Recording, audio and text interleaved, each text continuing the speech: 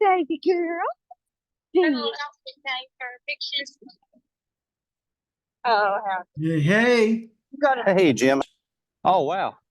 So in Kona, Hawaii, at Sheraton Royal Waikoloa, I brought in Tony Alessandra, who was my partner at the time, Bill Wexler, who was a colleague of ours, and a former partner of Tony's. I brought in Monty Hall. Let's make a deal. Okay. I didn't contract him. That was done through an agency. And they also had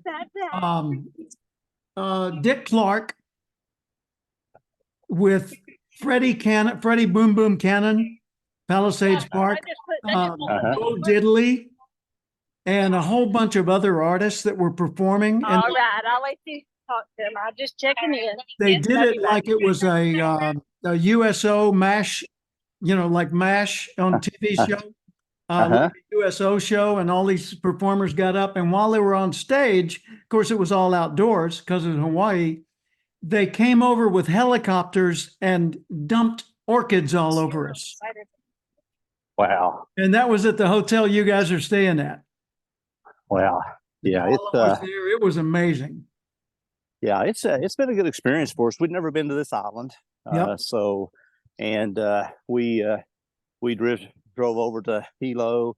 There's a couple loop center guys I work with over here. I went and visited one of them one day and went and had lunch with one of the owners one day while here. Yeah. Didn't really, we already had it planned. I didn't get paid for those, but I'm just building reputation, building relationship and trying to, I thought I was going to get a speak over here for me. He was about to put something together, but he had some turnover and everything's so far apart here. It's like a hour, maybe an hour and a half to Hilo, and then you got to drive through lava fields for a long time to get anywhere on the Big Island. Yep, but it's been a nice experience. So we've been out having a morning walk, and well, say hi to Jay. The interesting thing, Jay Cammy's on the other coast, so Kevin in Hawaii walking on the beach at 9 in the morning, and we got Jay in the afternoon down in Florida at 3 p.m. And me in between here in Austin. I tell you what, La Jolla is getting exciting. I've got it is together on that every day.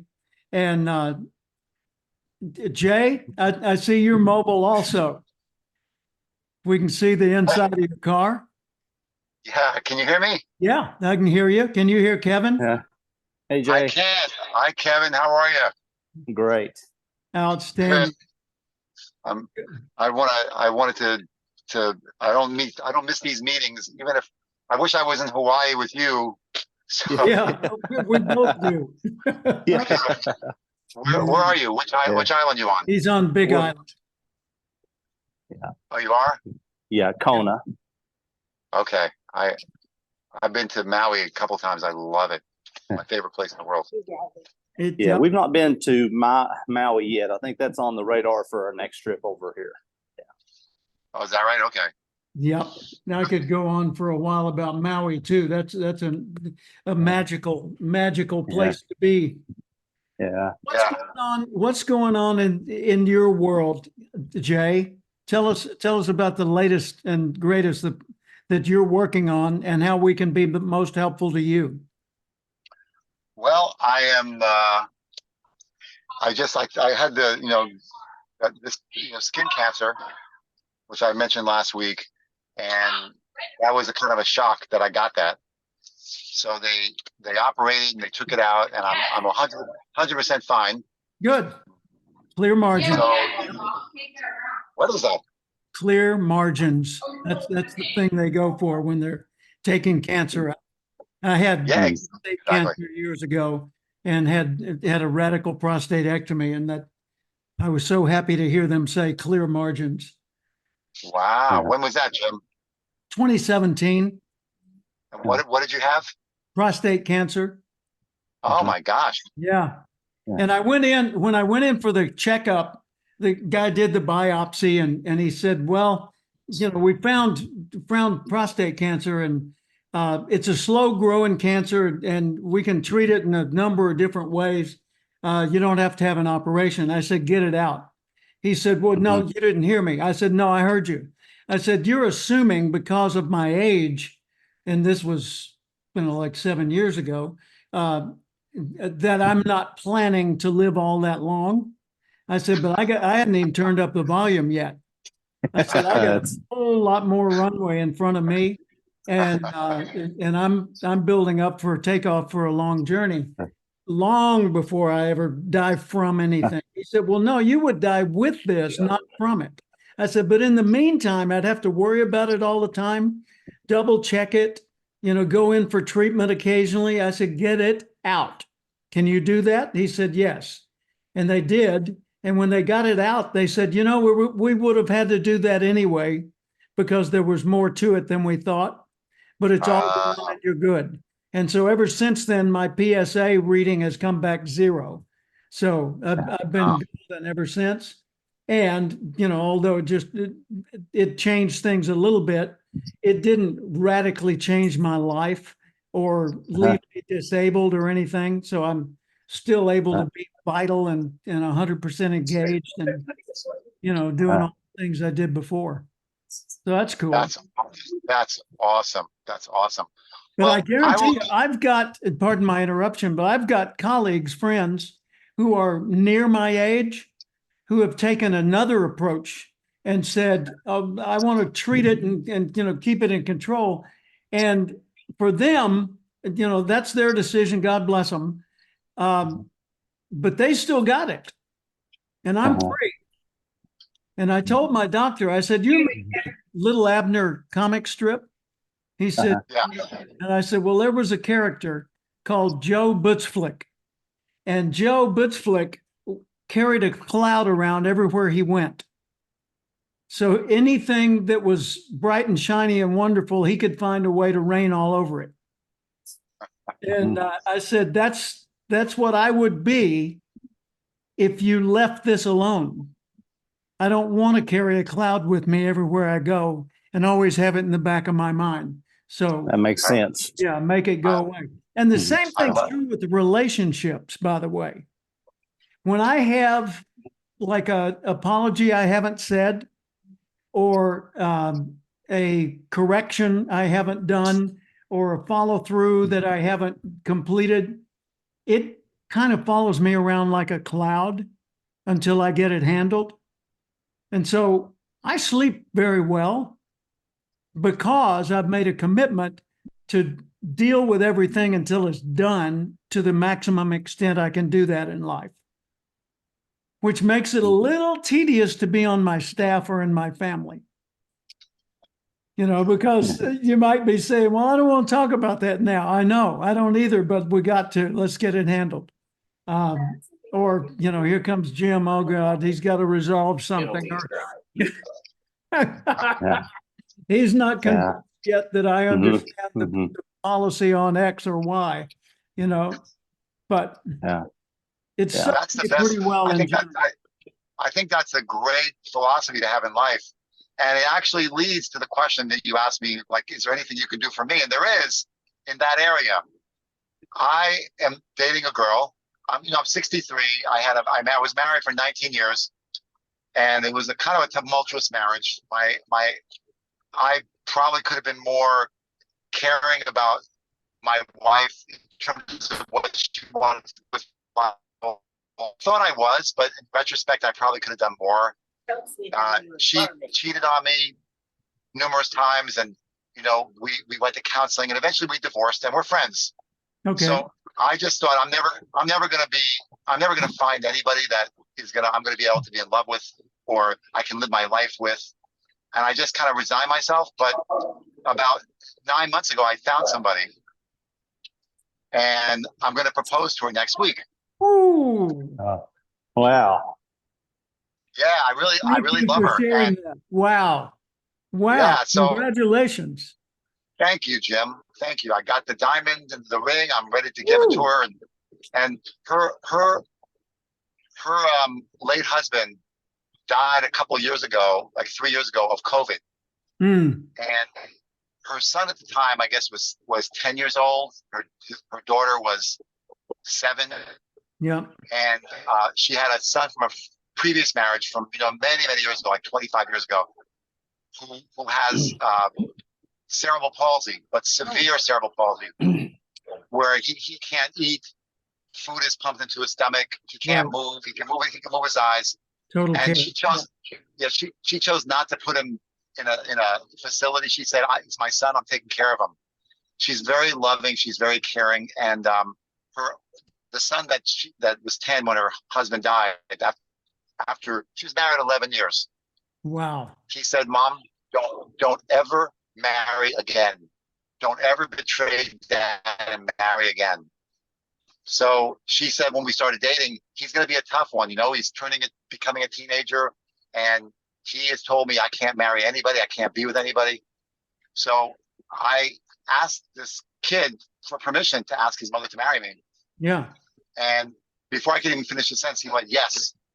I went, yes. He went, yes, you can marry my mom.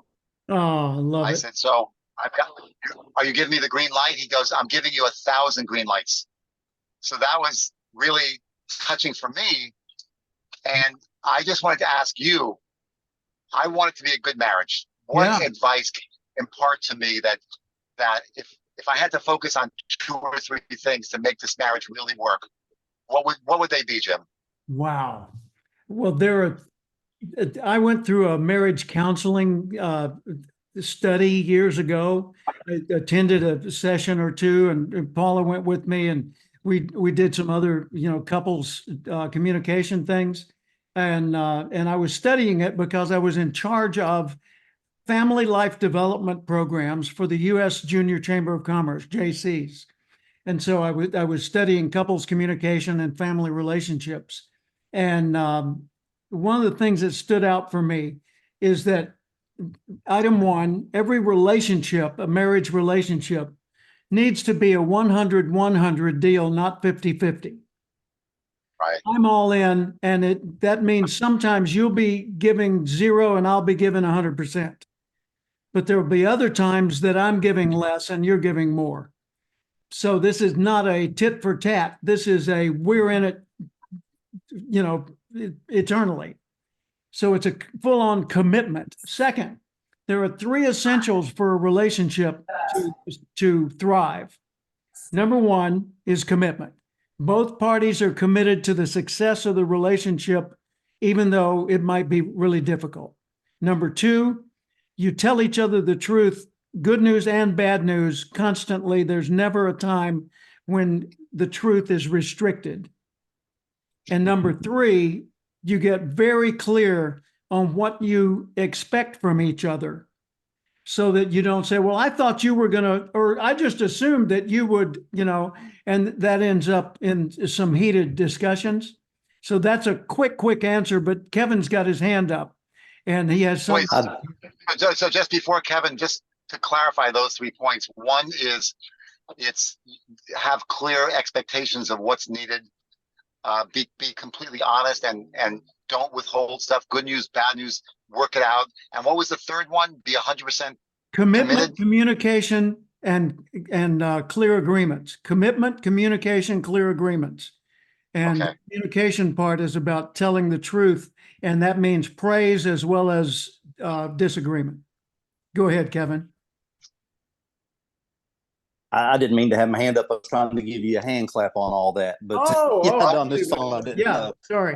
Yeah. I think I hit the wrong thing. I'm looking at this phone, but I was just agreeing with everything because with Paulette and I, we're 32 years this year, and pretty much we've been to marriage stuff. We've done marriage. We've conducted them, done all that stuff, and basically, which I like yours better, Jim. I usually say it's 90-10, but I think I like the 100-100 better because I always say it's a 90-10 thing because sometimes you're the 10% and they're the 90, and sometimes you're the 90 and they're the 10. But that's kind of the philosophy, but which I always put as the center of mind when mine and Pauletta's relationship early on, probably a few years in when we both got settled and made our commitment to our faith, and our faith became the foundational element to us. It is what it was, everything. But which with that came everything Jim said, the honesty, the straightforwardness, the forgiveness, the giving, all those things really. By the way, forgiveness kind of wrapped around that. Forgiveness is huge because if grudges are carried, meaning forgiveness has not happened, then the grudge eats the carrier, Mhm. not the person you hold the grudge against. It eats you. So a grudge is kind of like emotional cancer. And if you carry it around, that becomes an incomplete transaction between the two of you. And it needs to be dealt with. It needs to be resolved completely, not just, all right, whatever the hell you want to do. Nothing like that, because that just tells you, go away from me. I still hate you. That's Right. that's no resolution at all. That's avoidance. So, just making an agreement going in that you will find ways to resolve all disagreements as early as possible. And you won't, Right. neither of you will carry things around for the other. And it's usually helpful if you have a heavy discussion to say it this way. And by the way, Tony Alessandro and I, when we were partners, we did this. So you can do this in any relationship. We were business partners, and Tony and I traveled all the time. And many times we'd be on the road for days on end, and we'd come back and found that the other had done something with the office staff or with a client or something we didn't understand or didn't agree with. And we get ticked off about it. And then, well, I got to go to the airport, dadgummit, and so we don't deal with it and carry that around. So Tony and I realized, hey, we're communications experts. What are we doing? We need to practice what we preach. So we came up with a plan, and here's the plan, and it worked well. And this, I think, will work for most anybody. Number one, when you have an issue with the other person, raise it in the following way. I have a concern. Only those words, not a paragraph, only those 3 words or 4 words. And the way you do it is to say, Kevin, I have a concern. And the only way Kevin can respond is to say, okay, Jim, what's your concern? And I say, it's about that contract we did with Jay Cammy the other day. Is now a good time for us to talk about it? And Kevin might say, no, I'm on my way to so-and-so, or I've got to complete this X or Y. And I say, okay, understood, valid. When can we talk about it? And it has to be within the next 48 to 72 hours. And it has to be a fixed time, not tomorrow or not next week. It has to be time specific. So you set a specific time when the two of you can sit and have a rational conversation about an emotional issue. And that's a key phrase, a rational conversation about an emotional issue. That's heavy. I like that. Yeah. That's great. Because if you have an emotional conversation about an emotional issue, that's known as a fight, right? A rational conversation is where you don't allow yourself, nor does your partner allow him or herself, to go into the emotional response, except for a moment, to regain control of it. Well, you always do that. That's you did it, blah, blah, blah. And it always has to be blah, blah, blah, blah, blah. I heard you. Now, can we talk about that? Okay. Now that we talk about that. But when we get emotional, we suspend logic and rationality. And so we go into these loops where it's all about dredging up references or feelings from the past. Like in psychological counseling, they call it gunny sacking, carrying around a gunny sack of unresolved issues. And you I see. Yeah. things in a gunny sack one at a time. You insulted me the other day in front of your friends. You put that in the gunny sack. You always favor your mom over me when there's a disagreement. You throw that in the gunny sack. You told the kids so-and-so, and I don't approve of that, and you should have consulted me first, and you throw that in the gunny sack. So Then you're going to the movie and you say, did you want a large or a medium drink? I wanted a large. Well, I'm sorry, I got you a medium. And then you pull that gunny sack out and you dump all of its contents at that moment. Boom. You always do this. Your mother told me, and you favor the kids, and it's unfair, and you always get your way, and I never get mine, and I hate you, and you stink, and you should just go out and eat worms, right? And it all comes like that. Nothing good can come from that. That's not how you purge a gunny sack. You take things out of the gunny sack and you set it on the table between the two of you, and you discuss what it is, what it implies, and how it could be dealt with better. Then it's gone. Right. And that just seems to be so much a better way. So number one is, and I've got articles on this. As a matter of fact, which of my books do you have, Jay? Which is the book that I got? The speaking book, Okay. the public speaking book.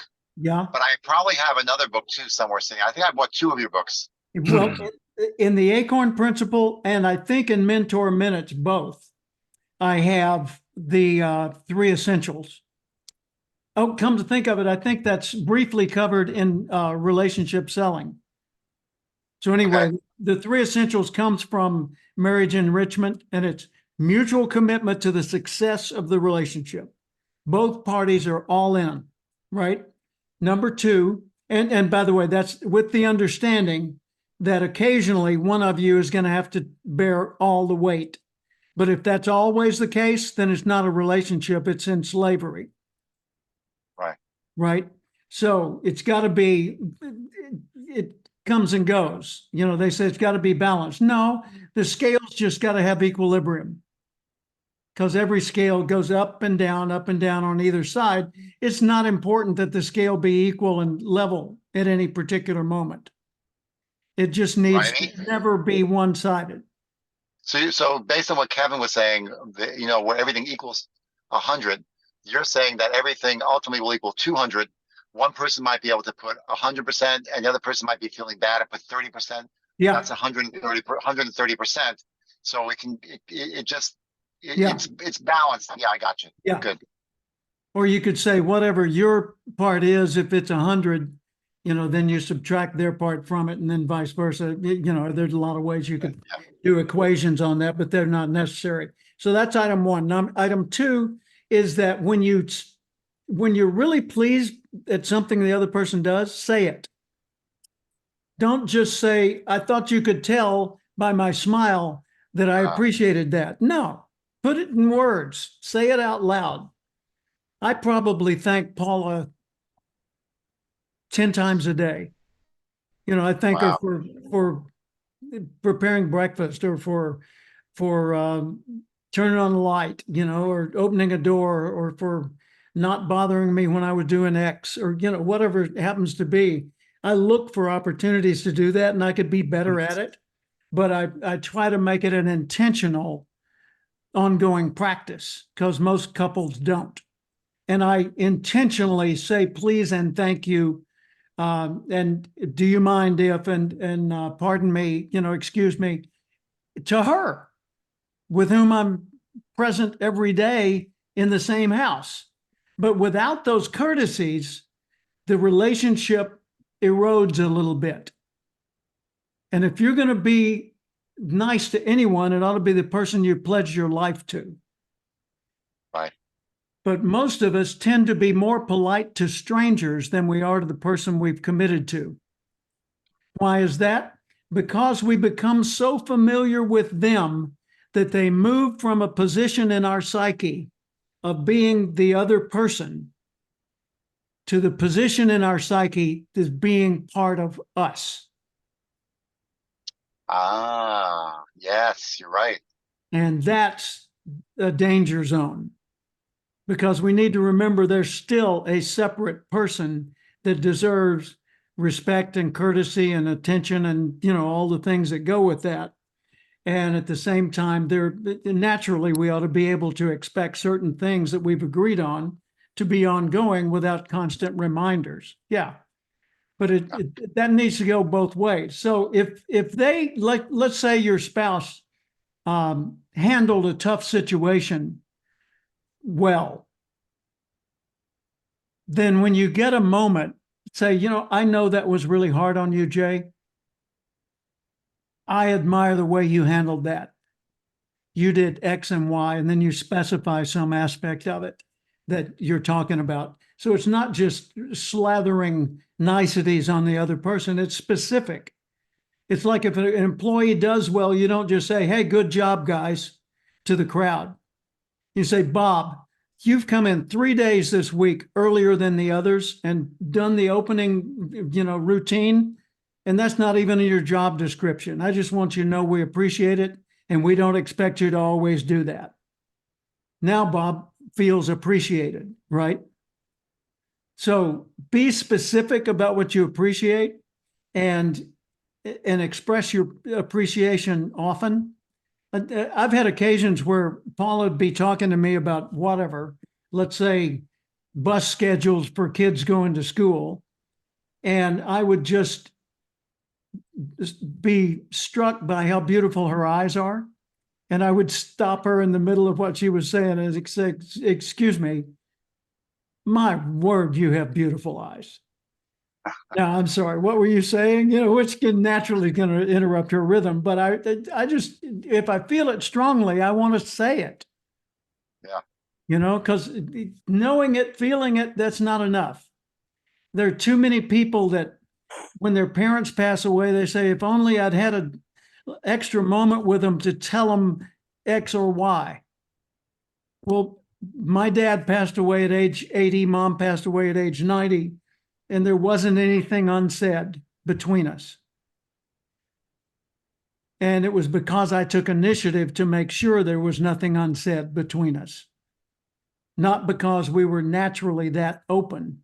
Because my dad was kind of a John Wayne, strong, silent type.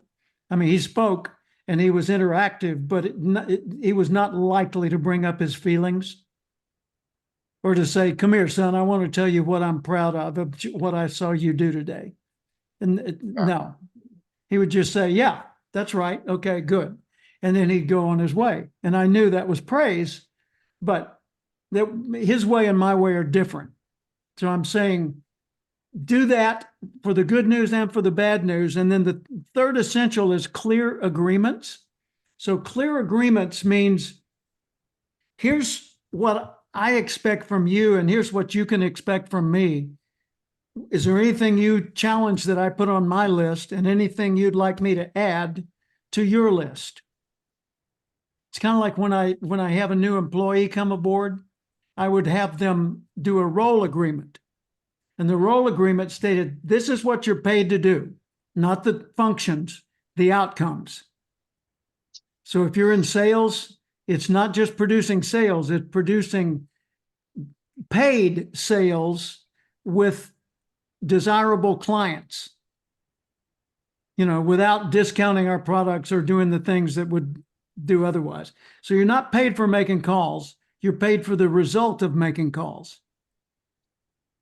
You're not paid for completing contracts. You're paid for the profits that come to the company as a result of the contract happening. So your job as a salesperson is not just selling. It's to do what sales does for a business.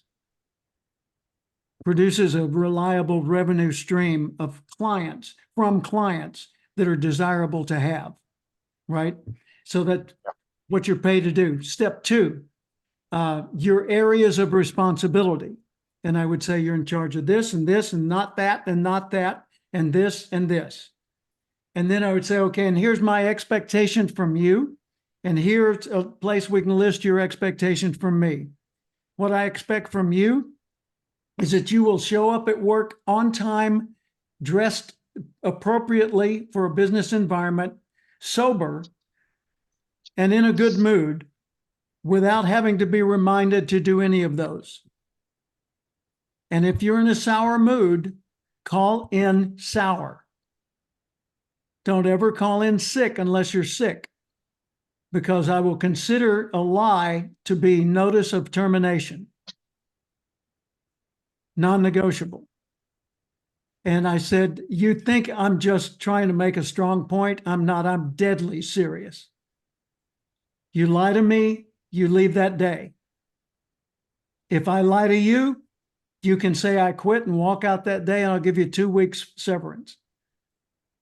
So I won't lie to you. You don't lie to me. And then we would agree to that. And then I would say, okay, I expect that you will get better at your job every month without being paid more in order to get you to become better at your job. I expect you to learn more, even when I'm not providing the learning materials. And what you can expect from me, and I had more, what you can expect from me is that I'll pay you on time without you having to ask, that you can cash the paycheck same day, that I will provide the tools you need to do your job well, the information you need, the personal support you need, that I will be available to you at all reasonable times, and that I will be your greatest encourager and supporter whenever there's a problem. What else would you like? You know, and then say, well, I want vacation days. Okay, I will give you X days, and I had a formula per year of discretionary days. That means you can use them any way you want to, and you'll be paid. Well, do I get sick time? No. But you can use your discretionary time to be ill if you need to. Well, wait a minute, that takes away from my vacation. No, vacation days are allocated in a specific formula, and discretionary days are allocated in a specific formula. And the two together, you're able to use them as you see fit. So if you wake up some morning and you feel too good to come to work, call in happy and tell me, Jim, it is a gorgeous spring day and I've got a motorcycle or a bicycle and kids in the neighborhood and I want to go out and play. If I can do without you that day, you can take that day off. But when you run, you know, and if you're ill and it goes for an extended amount of time, that's a separate issue.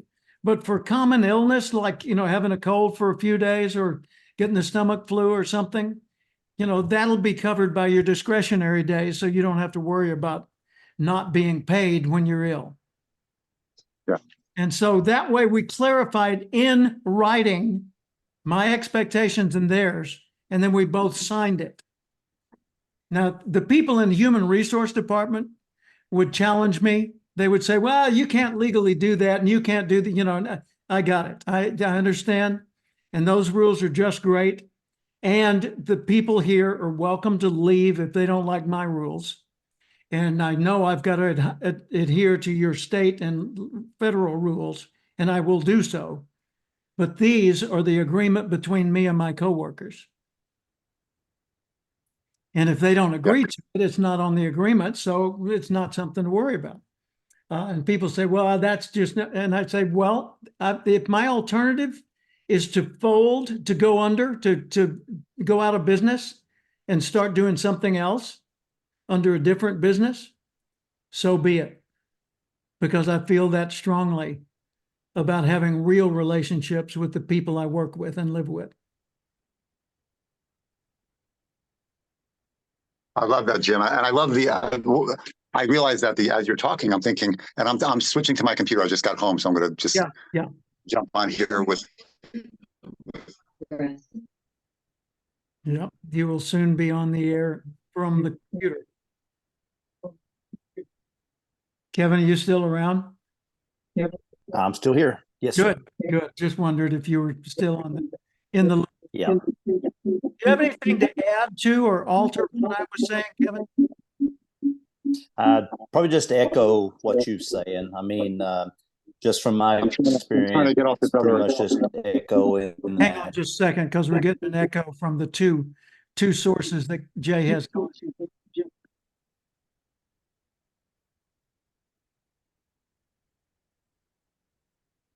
Okay, Jay, mute your phone and then unmute your computer. There you go. Your computer is unmuted and I see you. Now you can cancel the phone. There you go. All righty, Kevin, you're on. Hmm. What were you? Yeah, I mean, I just basically echo the things you said on, I've always kind of used "don't let the sun go down on your wrath." I mean, so if Paulette and I have any unresolved things through the day before we go to sleep at night, we resolve it. I mean, it's just we don't go to sleep on it because, as you said, it becomes the gunny sack. When you go to sleep on it, it does that. And Well, the thing is, one you of the don't things that I sleep started very doing early well when on. you carry that to bed with you. Yeah, there's no sleep, and it said you're both sitting there stewing and getting more aggravated, and then tomorrow you're more aggravated, and it just goes on and on. And as a young married couple, Paulette and I got into church, and one of the older ministers give me some advice that we've never quit doing is we still date each other.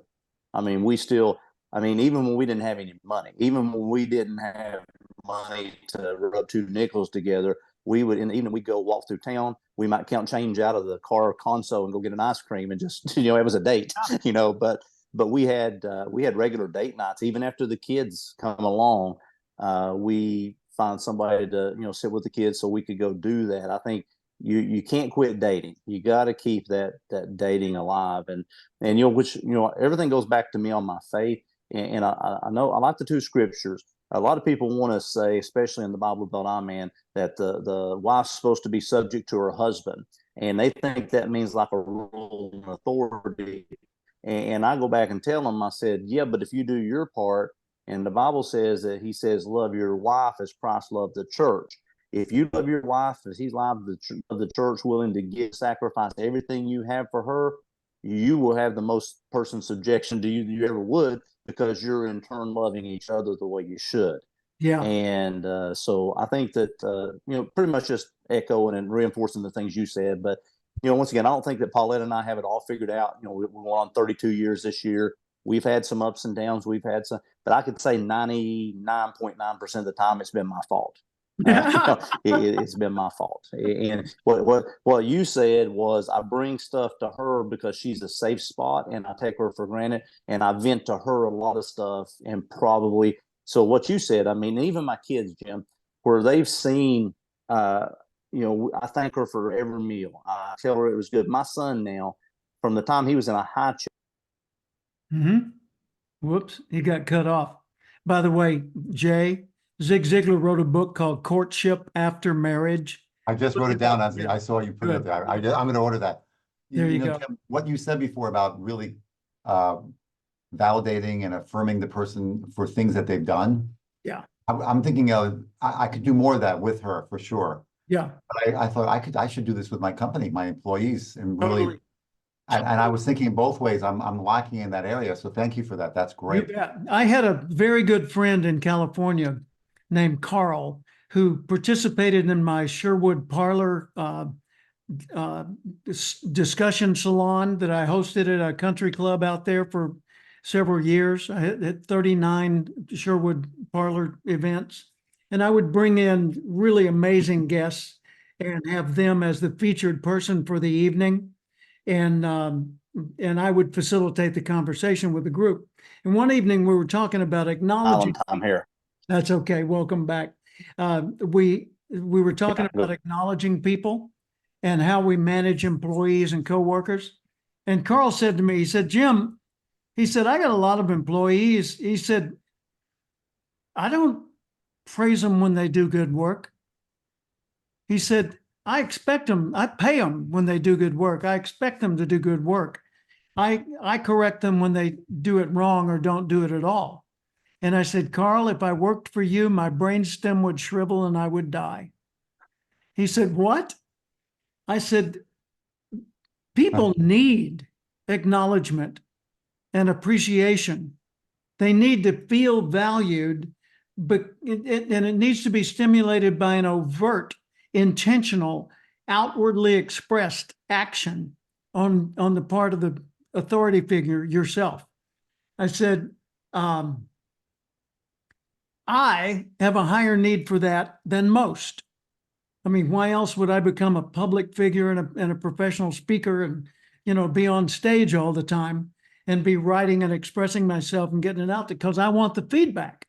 I don't want the applause. I want the meaningful attention. Mm. Applause could be superficial, but if someone's really paying attention and they're saying, wow, that's a good idea. That's what I want. That's what I'm going for. So when I do a posting on Facebook or LinkedIn, I'm looking for the comments. I want to see what kind of comments I get, what kind of feedback, because that's my idea of a great time, having lots of people interacting with me and saying, hey, I don't think that's true, or here's some evidence that counters what you're saying, or love what you said. Oh my gosh, what a great way of approaching it. Let's try that. But Carl got it. And I think he started getting better results from his inner circle of key people after that, because he was a little more proactive in pointing out the good things. And don't forget that magic phrase Tony and I use, because Tony and I, even to this day, if we have an issue, we'll call the other and say, hey, I have a concern. And the response is, okay, what is your concern? And you state the concern. And if now's a time that you can deal with it, you say, okay, let me say that back and see if I understand what you're talking about. And when you say it back, say it first in their exact words. You spend too much time with your car. Okay. So you feel I'm spending too much time with my car. Yes. Now, if I said instead, well, look, when I'm out in the garage, I've got lots of things going on. Sometimes I'm arranging the stock on the shelves. Sometimes I'm messing with the car. Sometimes I'm just out there and I sit down and I'm doing email on my phone, and all of that's an argument. Right. What you need to tell them is, I heard what you said. Now let me help me understand what you meant by it. Mm. And they say, well, it's not really that you spend too much time with your car. You spend too much time separate from me with your car. Oh, so what's the key phrase? Car? Separate from me. Right. Okay. So if I'm a automobile nut and I go to car shows and, and I'm restoring an old car and I'm doing, I'm polishing the existing car and doing all the car related things. And I read 5 magazines and 2 podcasts a month on automotive issues and stuff like that. Clearly I'm into cars. And if you're not into cars, you probably married the wrong guy. If that's my profile, right? But I could sure involve my spouse in those activities in more ways so that we weren't separated. And it's like you're always going out and looking for parts at these salvage yards and these used car lots. Why don't you spend time with me? And then the next day you say, hey, what do you got on the menu today? What do you mean, food? No, I mean your agenda. Well, I've got to go to the store. I have to pick up the kids' materials down at the school. And then we need to run by so-and-so's house to drop off those envelopes. Why don't we do that in my car? And then on the way back, we'll swing by the salvage yard because I've got to pick up a motor for the electric windows. Yeah, that'd be good. So you just booked 3 or 4 hours together. Right. And there's no more feeling of separation. So it's just, you got to know, what did they mean by that? Right. And by the way, we also project onto the other person feelings we think they're having or assumptions we think they're making. So we project onto them, you don't respect me. Why would I marry someone I don't respect? Why would I become business partners with someone I don't respect? Of course I respect you. No, you don't, because you said and you did and you didn't and you whatever, right? So it's not your actions that are getting the criticism. It's the implication they're drawing from those actions. That's the issue you have to resolve. The actions could be the same as long as the assumption about them was different. So address the assumption and see if the actions need to morph somehow. So how would you address those assumptions in your example? Like, you don't respect me, because I've heard that before. And like, Yeah. you could say, I do respect you, but that's not going to convince them that you do. How would you demonstrate that you do Here's respect one them? way to address it. And of course, I'm taking it out of context. So I'm dealing with it clinically, but I would say, I see how that sounds disrespectful. Hmm. That was not my intent. Hmm. And then explain what your intent was. Now, see, there's simple things like difference in personality types. Like my personality type, I call the director. Like a director on a movie set, likes to be in charge, likes to, know where everything is, likes to say, okay, start this. All right, that's working good. Stop, cut. Okay, you're done. Now come on in, calling the shots, right? I enjoy that. That's not the only thing I enjoy, but that's a dominant mode in my personality. My wife's personality, she's more passive.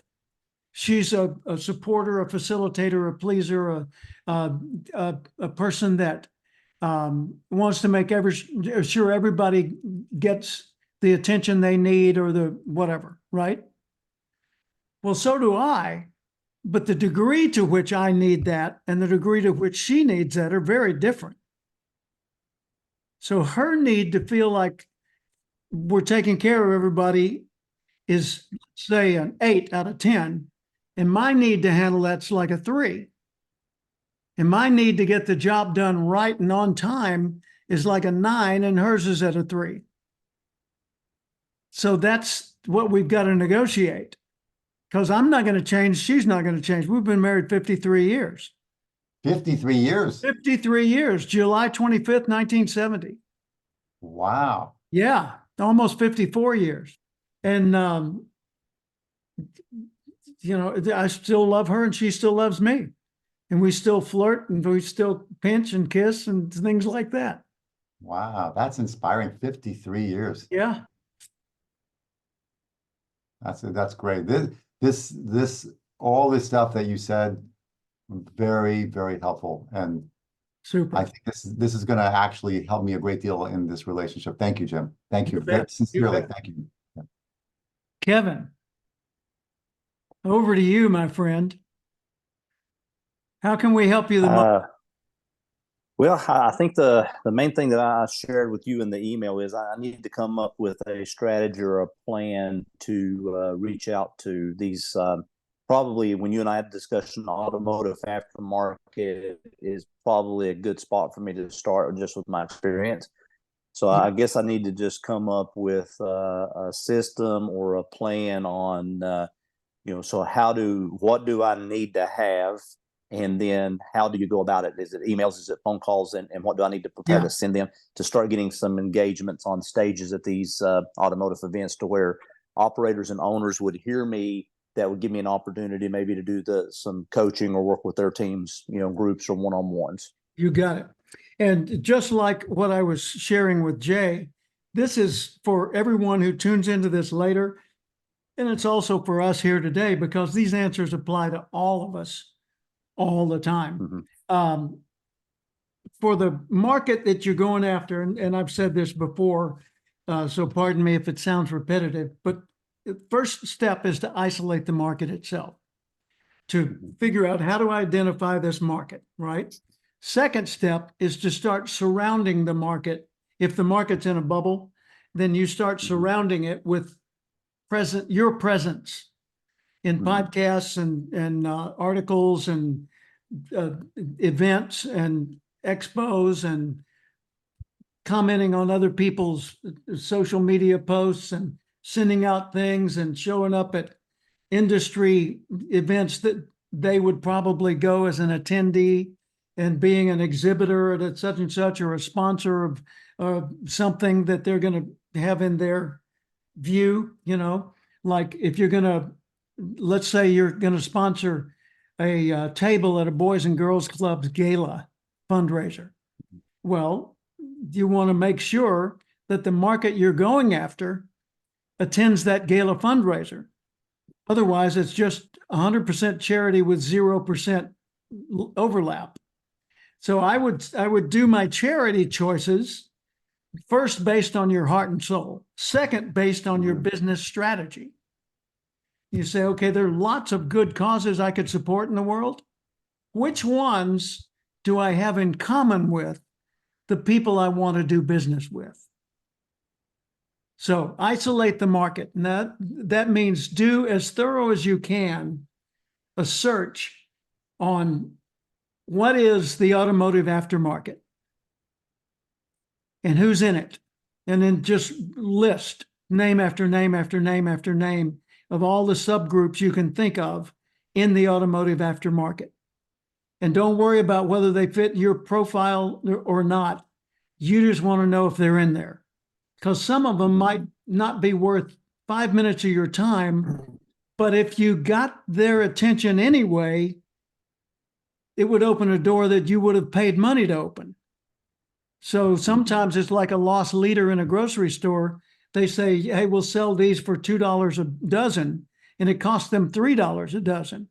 So they're taking a loss, but that leads people to buy the packages for a dozen of those X's that they just bought, right? And the packages have a 70% margin. So now they're making money on the natural pairing. So the same thing for you. So you just identify what is the automotive aftermarket? How many million people and thousands and hundreds of thousands of entities, business entities exist within it? How many associations are there? How many this, that, and the publications and so forth? And just write until your ink runs out, so that you've got a master list you can work with and just go in and check them off as you get to them. And keep it like for 3 years, because you want to refer back to it from time to time, just to let your mind drift as you look through it and you go, there's an idea I never thought of before because I was coming at it from a different point of view. So it's not new information. It's a new look at the old list. Second, start showing up in whatever ways make sense in relation to that market. And I would imagine you'll isolate from your aftermarket at first. You will isolate somebody like the transmission rebuilders or the auto paint stores or the engine rebuilders, whatever it is. Something that has a whole lot of shops, like the Quick Lube has a whole lot of shops and has almost the same profile for kind of employees, kind of market they're going after, transaction type, work type, inventory type, systems that they probably use. You're using the JCAMI software. We use that too. Great. I happen to use it as well. So I can talk with your people about how to work that software while we're doing this training. And then you just start, that's isolate the market, surround the market as much as you can and never stop doing that. Show up everywhere and then penetrate like a syringe, penetrate the market to get one client in there. Well, you're already ahead of the game. You've got the entire Quick Lube sub-market already handled. So your credibility is golden. You don't need a credential or a smidgen of anything, any kind of social proof. You've already got it. All you've got to do is just appeal to them. And so when you penetrate the market, that means get a client inside it that you can serve and overserve really, really well, so that they help you spread the word. And the next and final step is you permeate the market, just like injecting dye into it, and everything gets Kevin Davis color, right? And then rinse and repeat. Do that for the rest of your career, and you've got millions of dollars in income. Yeah. So for like where I've got the Quick Lube Expert book, if I wanted, could I pull like excerpts and stuff out of that for like blog posts and newsletters for people, so I don't have to like recreate everything. Exactly. Yeah, that's the beauty of the situation you're in. You and Ken Remsen, you know, the one who is also in this, who wrote the book Wallet Wise that I was showing the other day. Ken Remsen, Jay knows him. Ken's already got the body of work too. If I were going after the automotive aftermarket, here's what I would do. If it were me, okay, I would first take a look at Gears Magazine and the Automatic Transmission Powertrain Expo, and I would show up in their magazine. So this is me on the cover with my friend Don Hudson, and that was 2013, right? Between 2013 and now, I wrote all of these articles for their magazine. Every one of them. Article after article after article after article after article. And I've got all these digitally as well as torn out of the magazine. So I have 130 articles on how to succeed in running a transmission shop. You know how many of them are about transmissions in round numbers? Zero. Zero. So let's assume we do a search and replace. And what we search for is the word transmission or any derivative of that. And we replace it with custom wheels. And then I go through 130 articles one at a time and make sure the edits worked out to where it still makes sense. And then we go to the shops that sell custom automobile wheels and tires, and I hand them 130 articles for their magazine, for that association. And I have them all bound, and I write a foreword, and I hand them a book written specifically for their industry, which you already have, right? And so you just take your digital file and you go through and you highlight everything that is unique to oil change. And just make sure that you've saved a copy of that document, your book, with every oil change reference highlighted, because that's your search and replace item. Everything else can stay the same. And then you go to the paint and body shop business, and you go to their association and you get involved with them a little bit, and you find someone who's a huge sponsor like DuPont or somebody that's selling paints or supplies. And you say to them, I've got a book that I've written for automotive paint and body shops, and I'm looking for a sponsor to publish it with me. How would you like this to be the Kevin Davis book on auto paint and body shops brought to you by DuPont? And you give them the chance to write a foreword to go in the book and to get their logo on the cover and their contact information in the back. And you've got a new book. And now then they are going to pay to print. Let's say there are 2,000 paint and body shops in America. They're going to pay to print 2,000 plus copies of this book and send it out to all the body shops in America, promoting you in the process. What's the cost to you? Zero. Because your sponsor just paid for everything. And you could charge them enough you actually make some money margin on top of that. But, you know, that's just one way to get into one submarket at no cost and high leverageability. And then you go back to your book and some guy says, hey, I also own a custom shop where we do complete makeovers of classic automobiles. Mhm. And in addition to my paint and body shop, I want to promote my custom shop, but there's a whole network of us nationwide. And you might want to contact some of the people in there. So you contact whoever's got the biggest TV show, Overhaul or somebody, Hendig, one of those that does the auto makeovers. And you tune into their show and you notice who the advertisers are. So this custom TV show is already brought to you by somebody that's got an interest in the kind of people that would go to an auto custom shop. And you contact that sponsor and you say, I want to show you what I did for the paint and body shop business and for the quick lube business. Would you be interested in doing a collaboration with me to reach the custom overhaul business?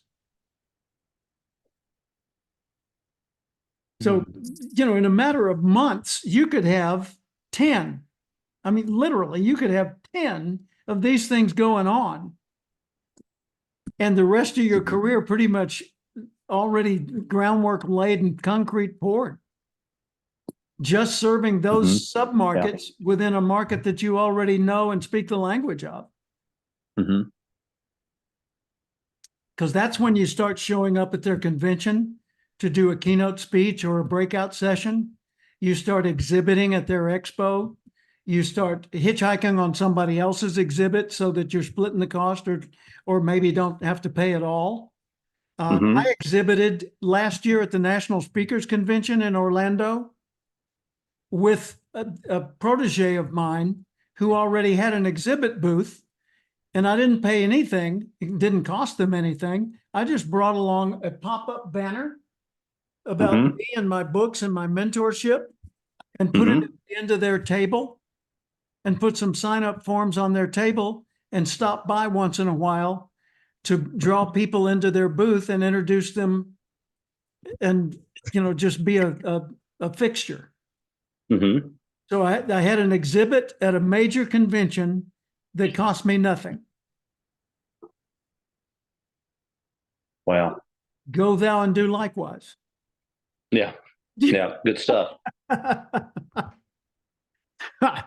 All right. I'm going to let both of you go. This has been awesome. I appreciate it, All right. Jay, and I appreciate it, Kevin. And for those All right. watching later, I hope you got some pearls of wisdom because I felt like we were really mining some quality. Jim, is it okay if I show my fiance what you Absolutely. said? Absolutely. Okay, great. Yeah. I'm gonna incorporate this. Thank you so much. You're the You best. got it. All right. Kevin, Thank you, enjoy gentlemen. your time, man. Have a great vacation there in Hawaii. Okay. All right, Aloha, thank you, guys. amigo. I'll see you in La Jolla Bye. soon. See y'all. Bye. Bye-bye. How about Jim? Yep. I kept when I'm going to be in the districts, and when I told you I couldn't come to La Jolla, I was actually like looking at best case scenario that I'd make the district, but I kept hoping, you know what, in area, I'll get knocked out, I can go to La Jolla. Then I went to division and I won division. I'm going, damn, There you go. I gotta go to district now. I can't go to La Jolla. I appreciate that. Thank you for the sentiment. Okay, That's talk to you good. later. Bye. All right. Be good. Bye-bye.